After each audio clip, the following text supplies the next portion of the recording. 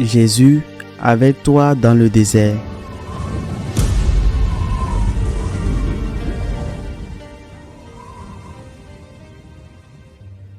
En ce temps-là, Jésus disait à ses disciples, « Il faut que le Fils de l'homme souffre beaucoup, qu'il soit rejeté par les anciens, les grands prêtres et les scribes, qu'il soit tué et que le troisième jour, il ressuscite. » Il leur dit à tous, « Celui qui veut marcher à ma suite, qu'il renonce à lui-même, qu'il prenne sa croix chaque jour et qu'il me suive. Car celui qui veut sauver sa vie la perdra, mais celui qui perdra sa vie à cause de moi la sauvera.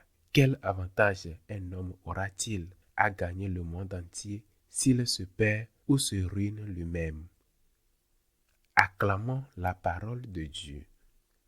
Je voudrais commencer la méditation de cet évangile en ce jeudi de la première semaine de Carême par les dernières paroles que je viens de lire. Que sert à l'homme de gagner le monde entier s'il se perd ou se ruine lui-même? Lorsque nous nous perdons, c'est nous-mêmes que nous perdons.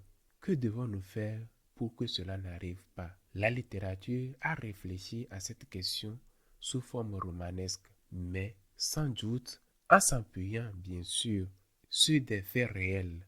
Ainsi, Johann Wolfgang von Goethe, dans son Faust, ou Thomas Mann, lorsqu'il évoque l'homme qui vend son âme au diable.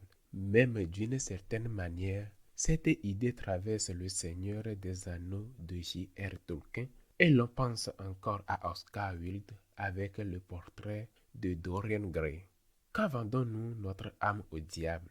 Nous vendons notre âme au diable lorsque nous concluons un pacte avec lui, lorsque nous ne voulons plus suivre Jésus, lorsque nous renonçons à faire ce qu'il nous demande de faire. En échange, nous ne recevons pas l'éternelle jeunesse ni la beauté impérissable. Nous n'en arrivions pas là.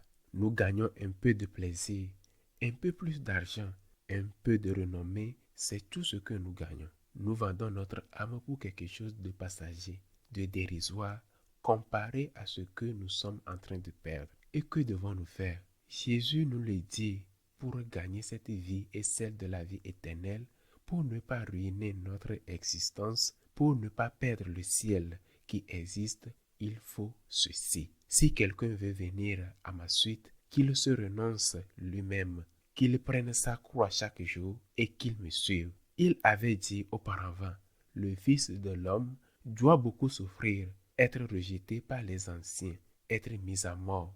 Il faut subir tout cela. Oui, c'est beaucoup de renvoi naturellement à ce qu'il allait vivre durant la semaine sainte, la flagellation, le couronnement d'épines, le chemin de croix, la mort atrocée, 6 heures d'agonie, dans un effort terrible pour simplement respirer. Mais souffrir beaucoup renvoie aussi à la croix de chaque jour.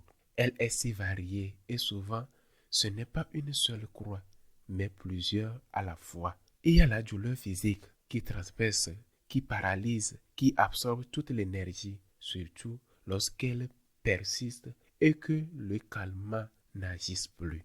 J'ai été auprès des personnes qui criaient de douleur sans que rien de ce que le médecin administrait ne parvienne à les soulager vraiment.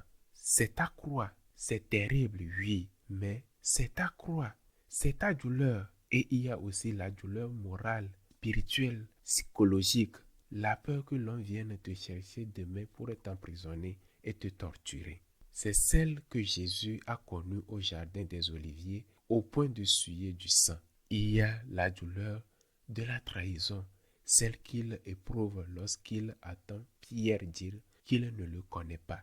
Il y a la douleur de l'abandon, notre Seigneur l'a subi. Lorsqu'au seuil de la mort, vidé de son sang, presque privé d'oxygène, il s'écrie, « Mon Dieu, pourquoi m'as-tu abandonné ?» Il y a de la douleur, oui. Il y a autre douleur qui est la douleur de perdre ceux que l'on aime, comme la Vierge Marie, voyant mourir son fils unique, son unique fils, le voyant torturé et mourir sous ses yeux.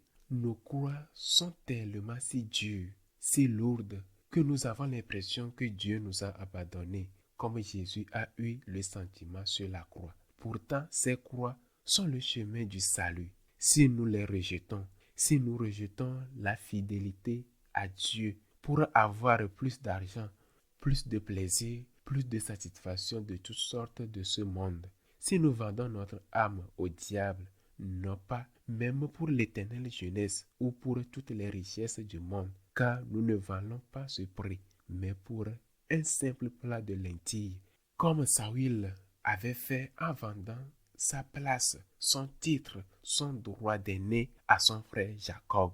Alors nous ruinons notre vie et nous vendons notre âme lorsque nous refusons la croix. Nous commençons le chemin du carême. Quelques jours avant la passion, Jésus apprend que son ami Lazare est très malade. Les apôtres lui disent, « On te cherche à Jérusalem. Si tu y vas, il est très probable qu'on t'arrêtera et on te tuera. » Il attend pourtant afin que son ami meure et qu'il puisse le ressusciter, manifestant ainsi qu'il est la résurrection et la vie. Puis il décide d'y aller. L'un des apôtres, Thomas, dit alors aux autres, « Allons nous aussi, allons pour mourir avec lui. » Ensuite, la peur les disparaîtra. Mais ce destin fut extraordinaire. Allons à Jérusalem pour mourir avec lui. En ce carême, disons au Seigneur, « Seigneur, je veux embrasser ma croix comme tu as embrassé la tienne. Tu l'as portée pour moi, je veux la porter pour toi. Je veux aller à Jérusalem pour mourir avec toi, car mourir avec toi, c'est vivre avec toi pour toujours. Je te demande seulement de fortifier mes genoux chancelants, de me soutenir dans les moments de faiblesse pour que je n'ai jamais à dire, je ne te connais pas. Donne-moi la force, Seigneur, de vivre avec toi et de mourir avec toi chaque jour en abraçant ma croix. Qu'il soit ainsi.